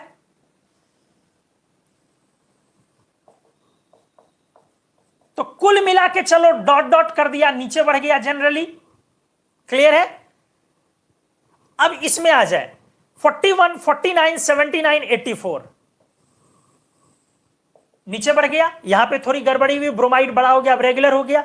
कुल मिला के क्या हो गया, जब आप LIF से लेके CSF पर थे तो लैटिस एनर्जी के डायरेक्टली प्रोपोर्शनल है स्टेबिलिटी, ठीक है।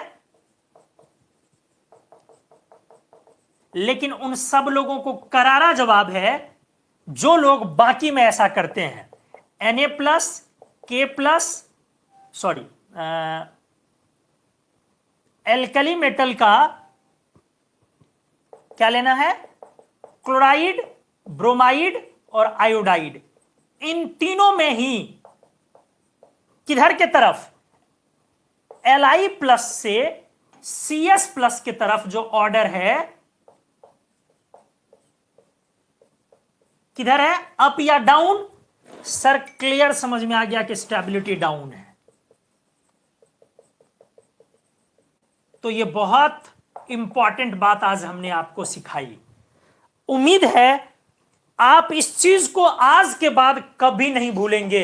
ये बहुत बड़ा मसला हमने सॉल्व किया है आज। कभी नहीं आप इस चीज को भूलेंगे कि आप उस चीज को लगाएं कि अगर टूट के एलिमेंटल प्रोडक्ट देगा तो लैटिस के डायरेक्टली प्रोपोर्शनल, मॉलिक्यूलर डिकम्पोजिशन वाला प्रोडक्ट होगा तो पोलराइजेशन के डायरेक्टली प्रोपोर्शनल। आप लगाएं, कोई प्रॉब्लम नहीं है। लेकिन हमने क्या आपको समझाया, एल्कली मेटल के हैलाइड्स में जरा मामले को देख ले। फ्लोराइड के केस में जब छोटा था तो उस केस में आपका स्टेबिलिटी लैटिस से डील हो रहा है। आयोडाइड के केस में जब काफी बड़ा है तो stability down the group deal हो रहा है। Overall delta G actually packing बड़े एनायन क्लोराइड ब्रोमाइड आयोडाइड, यहां पे थोड़ा इरेगुलर है क्लोराइड में, लेकिन ओवरऑल चलेगा, ब्रोमाइड में चलेगा और आयोडाइड तो दौड़ेगा। अब जब अनायन चेंज होने वाली स्थिति है तब आप जरा देखें, अनायन चेंज होने वाली में LiI का डेल्टा जी क्या है, 5 LiI 269 और LiF का क्या है 1000। फिर KF का क्या है 801 और KI का क्या है, KI छोड़ दिया हमने, चलो हटा लो कोई दिक्कत नहीं है, CS वाला ही याद करो। CSF का क्या है 744 और CSI का क्या लिखा था 333। जब एनायन चेंज हो ऐसे स्पष्ट देख रहे हो, इधर स्टेबिलिटी बढ़ गई, स्पष्ट देख रहे हो, इधर स्टेबिलिटी बढ़ गई, स्पष्ट इधर बढ़ गया, क्लियर बढ़ गया, क्लियर बढ़ गया। मतलब फ्लोराइड क्लोराइड ब्रोमाइड आयोडाइड अगर एनायन चेंज हो तब कहीं कोई प्रॉब्लम नहीं है, तब लैटिस के डायरेक्शन में ही है। क्या बोला मैंने, आप एल्कली मेटल का कोई भी एल्कली मेटल ले, फ्लोराइड क्लोराइड ब्रोमाइड आयोडाइड, इसमें क्लियर है कोई भी एल्कली मेटल ले, लैटिस एनर्जी बढ़ने की वजह से थर्मल स्टेबिलिटी बढ़ेगी। यहां भी आपका वो ट्रिक सही सही काम करेगा। कौन वाला ट्रिक, टूट के जब एलिमेंटल प्रोडक्ट देगा, चूंकि बाइनरी है तो लैटिस लगाओ, यहां भी आपका वो ट्रिक सही सही काम करेगा। हमने आज सब कुछ थर्मोडायनामिक्स से आपको क्लियर किया, यहां भी आपका वो ट्रिक एकदम सही सही काम करेगा, इन सब में करेगा, बट एल्कली मेटल के क्लोराइड ब्रोमाइड आयोडाइड में नहीं करेगा। क्लोराइड ब्रोमाइड आयोडाइड में वो डाउन द ग्रुप जाने पर स्टेबिलिटी है। जैसे बड़े एनायन के केस में कार्बोनेट में डाउन द ग्रुप था, सल्फेट में डाउन द ग्रुप था और वहां पोलराइजेशन लगाते थे आप, यहां तो पोलराइजेशन भी आप नहीं लगा सकते, यहां पैकिंग बोलना होगा। पोलराइजेशन तो तब नहीं लगाएंगे जब एटम्स के डिफरेंट साइट्स होंगे, अलग अलग एनायन के साइट्स होंगे तो किसी एक साइट को अटैक करके वो क्लीवेज के थ्रू बाहर निकाल लेगा। यहां तो आप पोलराइजेशन भी नहीं बोल सकते, यहां बोलेंगे कि बड़ा अनायन बड़े कटायन के साथ आपका इफेक्टिव कोई डिफेक्ट्स नहीं देगा आयोनिक सॉलिड में और इफेक्टिव पैकिंग के साथ स्टेबलाइज होगा। अगर थियोरेटिकली बोलना, प्रैक्टिकली तो डेल्टा जी बोलेंगे आप। तो बहुत सारी चीजें हमने इसमें क्लियर करी और इनफैक्ट सारी चीजें क्लियर कर दी। एल्कली मेटल के फ्लोराइड क्लोराइड ब्रोमाइड आयोडाइड की स्टेबिलिटी को समझना आम बात नहीं था और उन सारे बुक्स को आप रिजेक्ट करें, ठीक है, उनके उन पहलू को रिजेक्ट करें अच्छे से जहां पे ये चीजें लिखी हुई है कि एल्कली मेटल के हैलाइड में अप द ग्रुप स्टेबिलिटी है। क्लियर है? तो हमने बहुत सारी बातें आपको समझाई। एक बार मेरे को बताइए ओवरऑल ये स्टेबिलिटी अभी तक का आप कैसा समझे, क्या हमारा क्लियर हुआ कॉन्सेप्ट आप लोगों का ये अच्छे से या नहीं, कैसा रहा ये चीज, और स्क्रीनशॉट लेंगे आप प्लीज।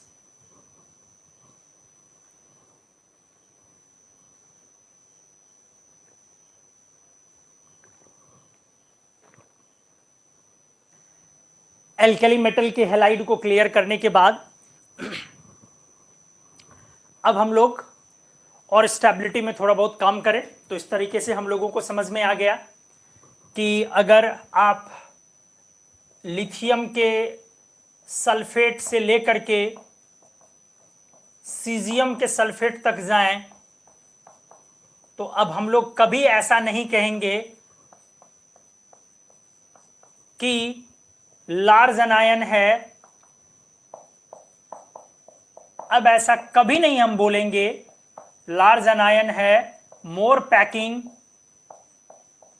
मोर लैटिस, ऐसा कभी नहीं कहेंगे। हम लोग बोलेंगे ध्यान से, लैटिस एनर्जी ऊपर बढ़ेगी। और थियोरेटिकली पहले आप आंसर सोच ले इसकी स्टेबिलिटी का, तो यहां पर जो थर्मल स्टेबिलिटी होगा वो फंक्शन होगा पोलराइजेशन का, तो पोलराइजेशन से स्टेबिलिटी डाउन द ग्रुप बढ़ेगी क्योंकि पोलराइजेशन ऊपर है। तो पहले हमने थियोरेटिकली सोच लिया कि स्टेबिलिटी किधर बढ़ेगी, down the group, increases downward, ये पहले हमने सोच लिया। अब जब ये हमने सोच लिया तो इसका मतलब क्लियर लिखूंगा कि डाउन द ग्रुप जाने पर क्या हो रहा है, आपका हीट ऑफ फॉर्मेशन भी इंक्रीज करेगा एंड डेल्टा जी भी इंक्रीज करेगा, लेकिन नेगेटिव में। बार बार मैं बोल रहा हूं ये सब नेगेटिव में हो रहा है, इसीलिए स्टेबिलिटी बढ़ गई। नहीं तो मैजिक वो है और लॉजिक ये है। ये मैजिक है आपका कि आपने मैजिक लगा के आंसर निकाला, और ये लॉजिक है आपका। अब तो समझ गए होंगे आप। तो हमने क्लियर आपको बोला इस तरह से आप ये करें। अब आपका बेरिलियम ऑक्साइड से लेके बैरियम ऑक्साइड है, तो आप यहां पर क्या लगाएंगे, लैटिस वाला फैक्टर। तो आप बोलेंगे कि सर ऊपर जाने पे आपका लैटिस एनर्जी बढ़ने की वजह से स्टेबिलिटी बढ़ गई। अब आप अच्छे से इन चीजों को लगा पाएंगे।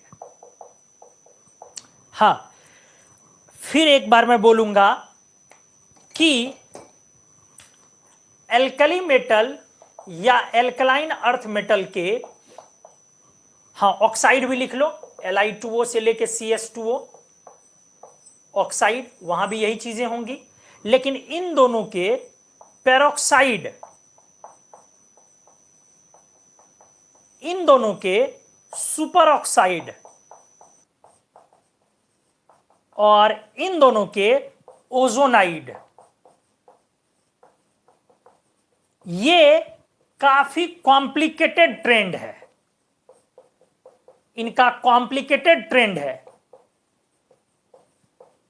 हर चीज का, चाहे लैटिस का हो या हीट ऑफ फॉर्मेशन का हो या डेल्टा जी का हो।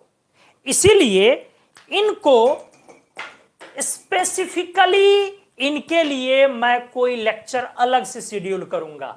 आज मैं इस चीज को बोलने ही नहीं जा रहा हूं कि इसमें स्टेबिलिटी किधर है, इसमें लैटिस किधर है, इसमें डेल्टा जी किधर है। इसीलिए अगर आपको पहले से ये चीजें आ रही हैं तो दबाइए, विद्रोह को दबाइए। सही समय आएगा जब मैं चिंगारी दूंगा, फिर आप उस समय विद्रोह को आग बना लेंगे। लेकिन अभी दबाइए। एक लेक्चर में हर कुछ एक साथ करना पॉसिबल नहीं है, यह अपने आप में बहुत खतरनाक एरिया है। और जिस तरीके से मैंने उधर बोला कि लोग गलत पढ़ते पढ़ाते हैं, उससे ज्यादा इस एरिया में गलत पढ़ते पढ़ाते हैं। ये और खतरनाक एरिया, तो इसके लिए थोड़ा होल्ड करें आप अपने आप को। स्क्रीनशॉट ले इस पेज का। अगले पेज में मैं नेट्राइड वाला एग्जांपल लेता हूं please.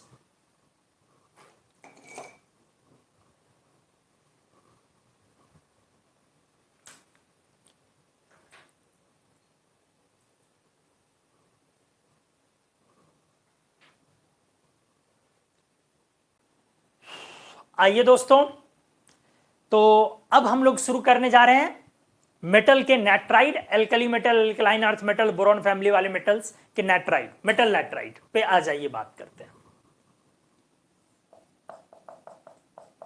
Metal nitrides and stability.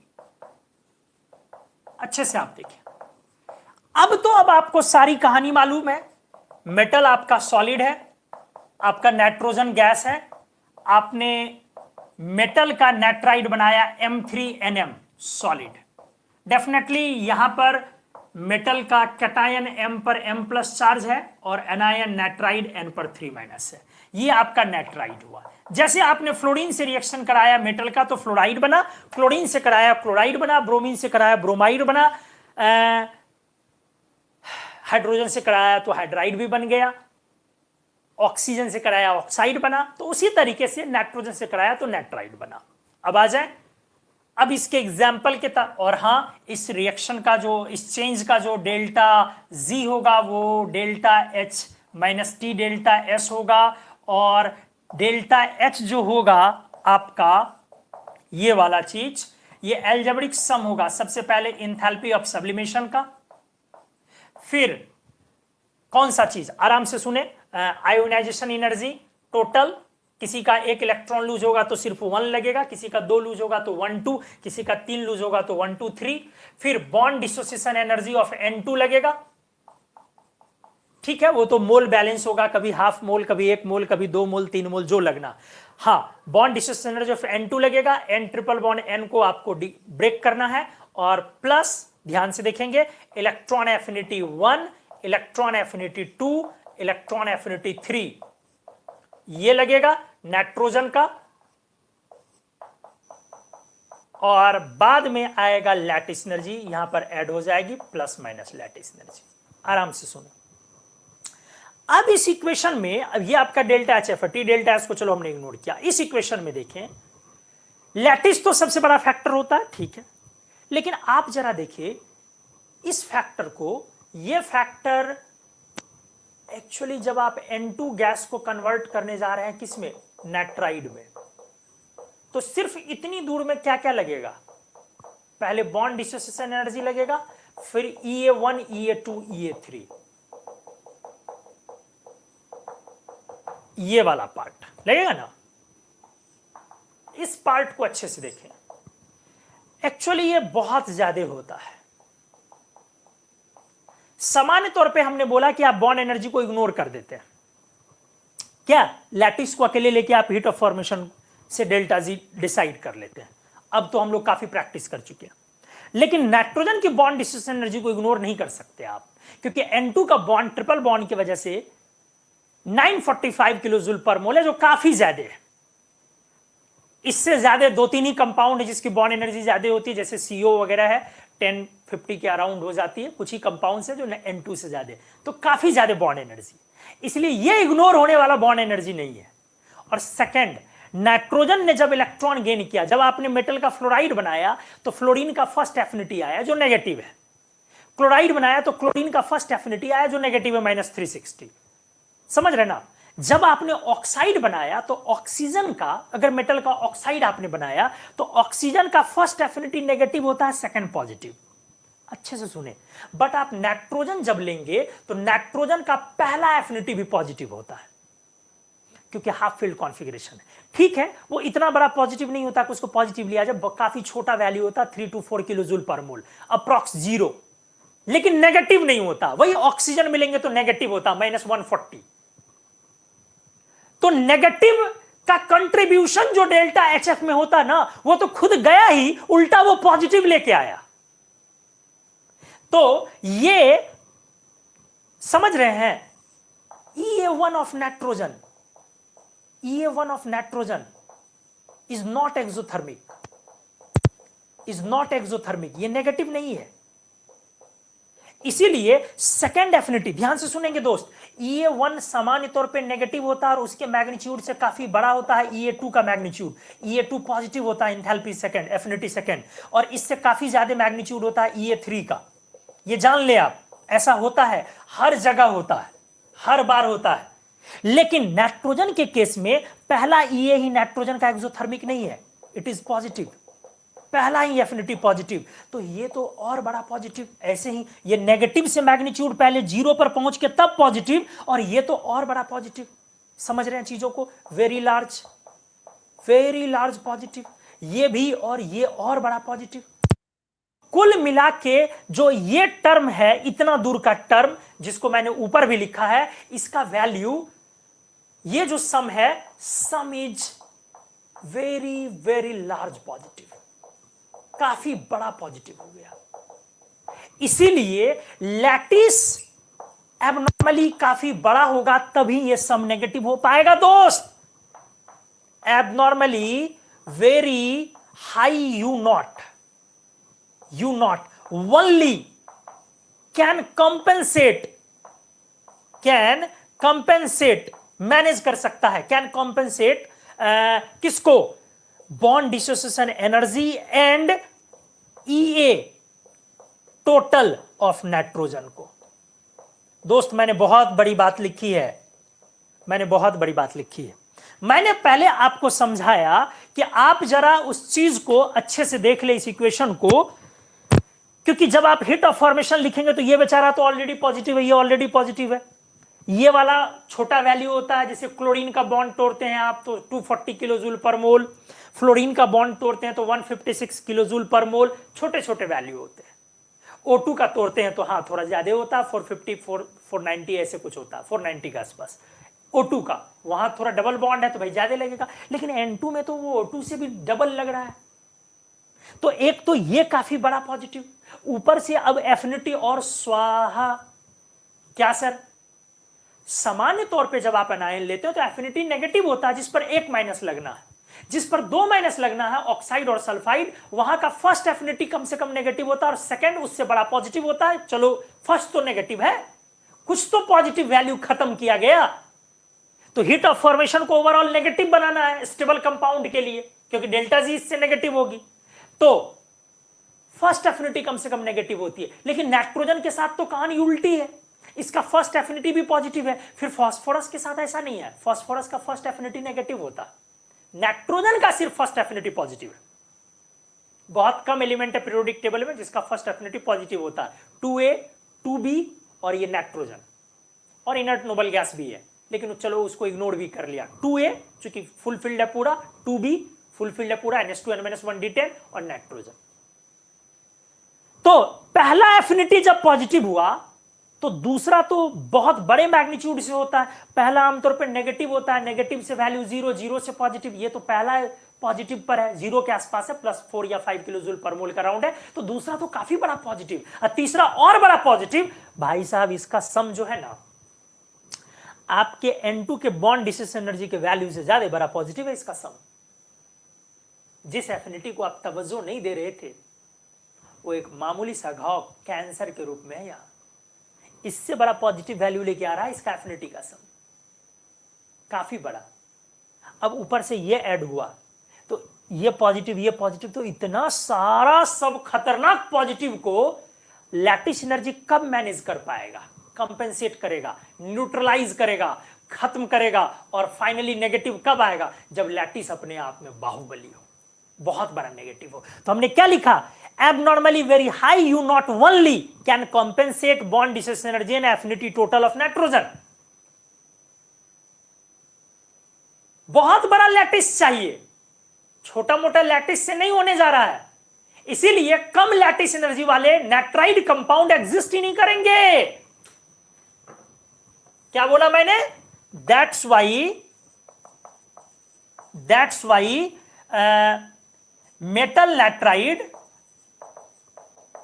metal latride with low heat of enthalpy of lattice या lattice energy, low lattice energy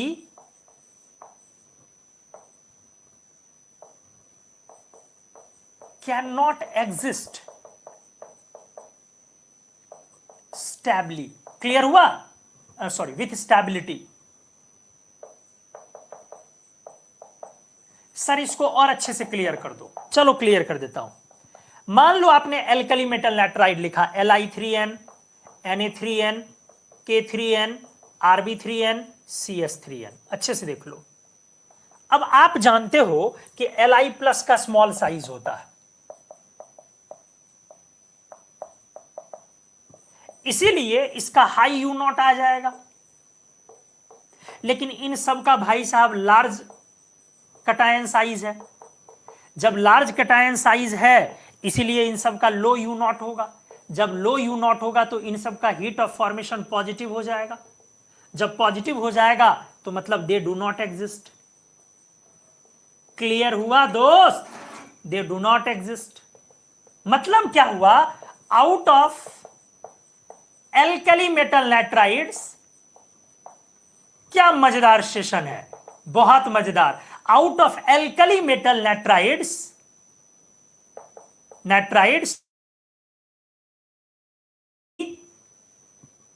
Li3n exists। समझ में आया? मतलब आप गलती से भी ये सब फॉर्मूले को कभी ना लिखें, ये सब फॉर्मूला एग्जिस्ट नहीं करता है। क्लियर हुआ? Na3n, K3n, Rb3n, CS3n practically exist नहीं करता है। तो हमने इस चीज को बड़े अच्छे तरीके से समझाया, क्योंकि इंथैल्पी ऑफ फॉर्मेशन नेगेटिव होगा भैया, तब तो उनको नेगेटिव करने के लिए आप बाकी पॉजिटिव को कंट्रोल नहीं कर सकते। आपका लैटिस बहुत ज्यादा होना जरूरी है, और लैटिस ज्यादा हो तो हो कैसे? लैटिस ज्यादा हो तो हो कैसे? इन सब के केस में लार्ज कटायन है तो लैटिस ज्यादा हो नहीं सकता है। एक Li प्लस है जिसकी साइज Mg2+ के कंपैरेबल है, तो Li प्लस छोटा साइज का, वहां लैटिस सफिशिएंट हो सकता है, इसीलिए वहां पे ये पॉसिबल है। उम्मीद है ये बड़े मजेदार तरीके से आपको समझ में आया होगा कि क्यों एल्कली मेटल्स में से सिर्फ लिथियम ही नाइट्राइड बनाता, बाकी नाइट्राइड नहीं बनाता। मेरे को फीडबैक चाहिए इस बात का, समझ में आया या नहीं, अच्छे से बताएं प्लीज। स्क्रीनशॉट।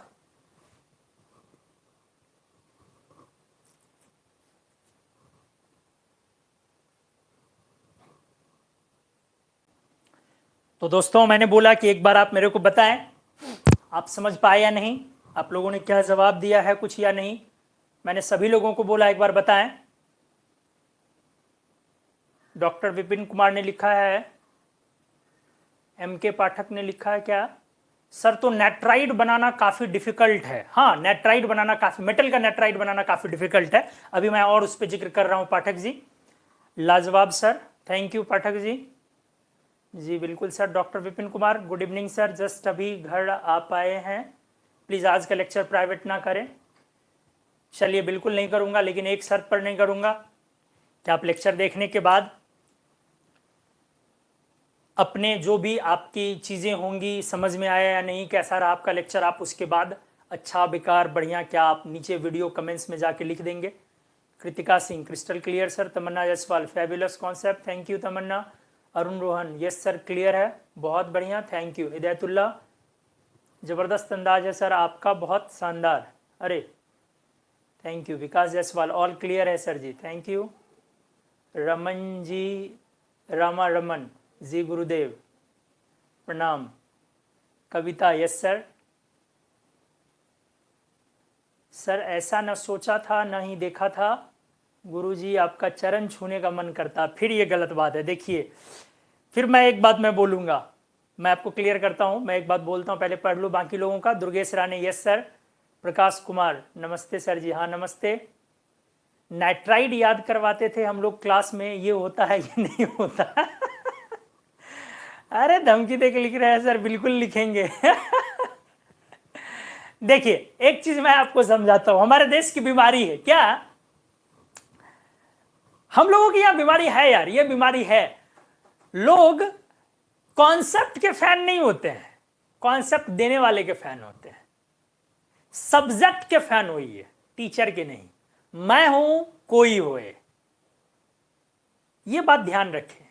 हम लोगों की स्थिति बुरी थोड़ी यही है, हम लोग पॉलिटिक्स में इंटरेस्ट नहीं लेते हैं, ध्यान दें, पॉलिटिकल पर्सन में इंटरेस्ट लेते हैं, बहुत गंदी बात है।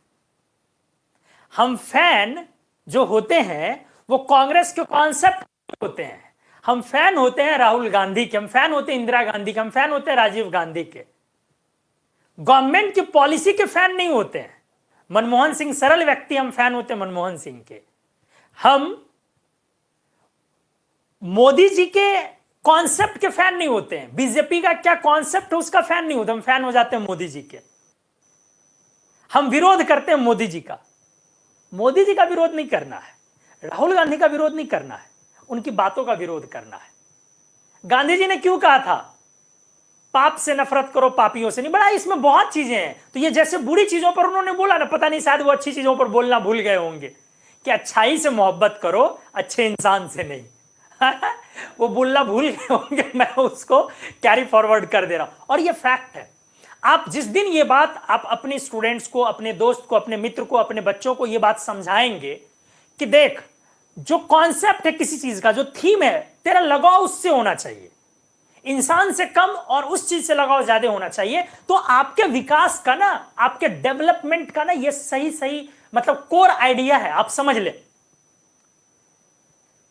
मैं कोई अजूबा आदमी नहीं हूं, ठीक है, आपको मैं पढ़ा रहा हूं तो हो सकता है कि आपकी नजरों में एक पैसा ऊपर हो सकता हूं या किन्हीं किन्हीं लोगों की नजरों में एक पैसा नीचे हो सकता हूं, लेकिन मेरे में एक आदत है, मैं किसी भी एक सिंगल पॉलिटिशियन का फैन नहीं हूं, किसी का नहीं। फैन मतलब छोड़िए ना, मैं उनको पसंद नहीं करता हूं, उनके कॉन्सेप्ट को पसंद, मेरे को सब पसंद है, सब में कुछ कुछ चीजें पसंद है। आप मेरे को बात करें इंदिरा गांधी, उनकी स्ट्रेंथ, उनके डिसीजन मेरे को बहुत अच्छे लगे, उन्होंने बहुत सारी ऐसी चीजें की। राजीव गांधी, नवोदय विद्यालय, जिसकी वजह से गरीब स्टूडेंट, आज नवोदय बहुत बड़ी चीज है, नवोदय के स्टूडेंट कहां नहीं है दुनिया भर में, तो उनका वो कॉन्सेप्ट मेरे को बहुत अच्छा लगा। मोदी जी, जिस तरीके से उन्होंने कश्मीर को एक पार्ट बना करके एक झटके में बाकी देश के लोगों के लिए एक अच्छी चीजें दी हैं, वो मेरे को अच्छा लगा, उनका वो चीज अच्छा लगा। बाकी वो बहुत सारे अलग अलग तरह का बेकार गलत भी काम, गलत स्टेप्स भी लेते हैं हमारी नजरों में।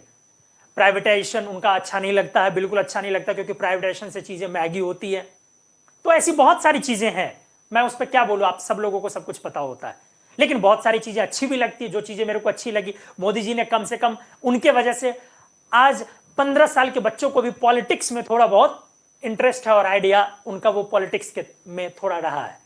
उनके वजह से सिस्टम की बहुत सारी चीजें उजागर हुई, उनके अंदर भी खामी उजागर हुई है। ये समझ में आने लगा कि ये हद से ज्यादा बोलना मतलब यार झूठ बोलना होता है, तो बोलो तो सोच समझ के बोल, बहुत चीजें। तो हर लोगों में ऐसे होता, तो आप ना कॉन्सेप्ट से प्यार कीजिए, कॉन्सेप्ट को समझिए, सब्जेक्ट से मोहब्बत कीजिए, ठीक है। सब्जेक्ट है, टीचर परमानेंट नहीं है, सब्जेक्ट परमानेंट है। मेरे जगह मैं रहूं ना रहूं, कल को हो सकता है कोई और लोग आ जाए, मेरे को रिप्लेस कर दे, मेरे से अच्छा पढ़ाने वाले कोई दूसरे आ जाए, मैं दुनिया में ही ना रहूं, कोई तीसरे आ जाए, तो जगह तो कोई खाली नहीं रहती ना, जगह तो भरते चला जाएगा ना। तो इंपॉर्टेंट क्या, आप उस आदमी को लेकर के बैठ जाएंगे, आप महात्मा गांधी चले गए, अब उसके बाद मतलब क्या देश रोक लेंगे? नहीं, ऐसा नहीं होता ना। महात्मा गांधी ने जो चीजें बोली थी, वो कॉन्सेप्ट बोला था, उस कॉन्सेप्ट को आगे बढ़ाइए, उस कॉन्सेप्ट से प्यार कीजिए, यही मेरा मैसेज था। कविता ने कुछ लिखा, सर वो बहुत सच है, बट आप ना होते तो। अच्छा, उसको जानते कैसे, इसलिए प्रायोरिटी आपको चलिए, थैंक यू, कोई नहीं, ठीक है। Hrithik, sir no can I ask question? हाँ ऋतिक, पूछ सकते हैं, कोई दिक्कत नहीं है। चलिए आइए, मैं एक बार अब एल्कलाइन अर्थ मेटल के नेट्राइड में जाऊं। आपने एल्कली मेटल का नेट्राइड किया, और अब आपको मैं एल्कलाइन अर्थ मेटल का नेट्राइड कराता हूं।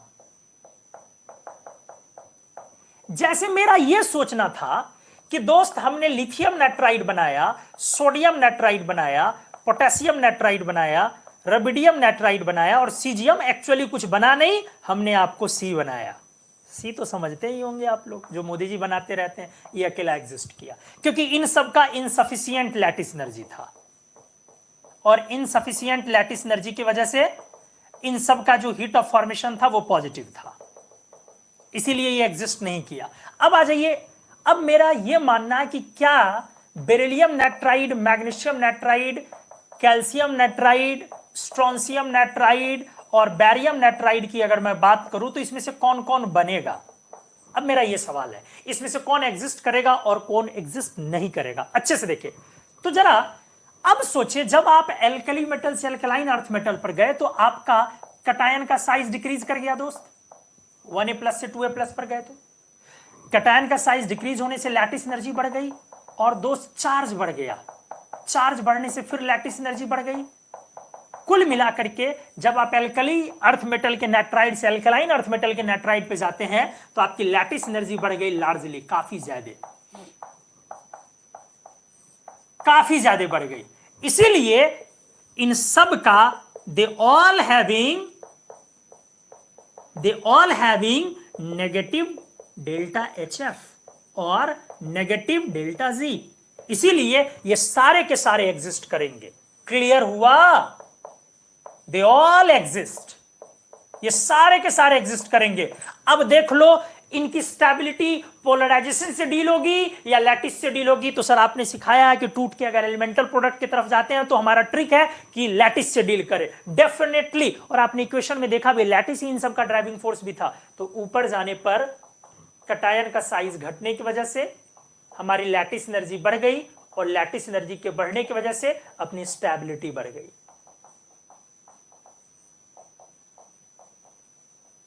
क्लियर? समझ में अब आ गया होगा। मतलब सारे एल्कलाइन अर्थ मेटल नाइट्राइड्स बनाते हैं, लेकिन एल्कली मेटल में सिर्फ लिथियम।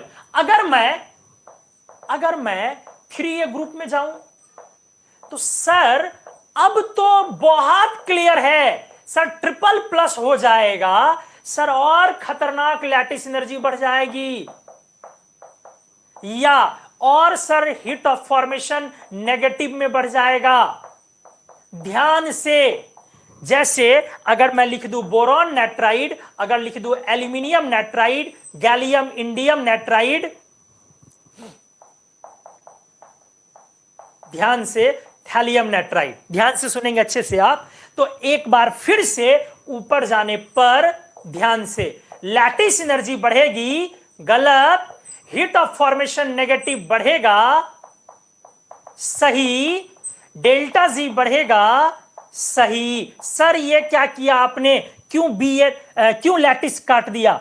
मैंने कब बोला काट दिया? मैंने तो लिखा है कि लैटिस बढ़ेगा, तो सर काटा क्यों? क्योंकि बीएन कोवेलेंट है, बीएन कोवेलेंट है बोरॉन नाइट्राइड दोस्त, पॉलीमेरिक कोवेलेंट है ये बोरॉन नाइट्राइड, पॉलीमेरिक और कोवेलेंट है,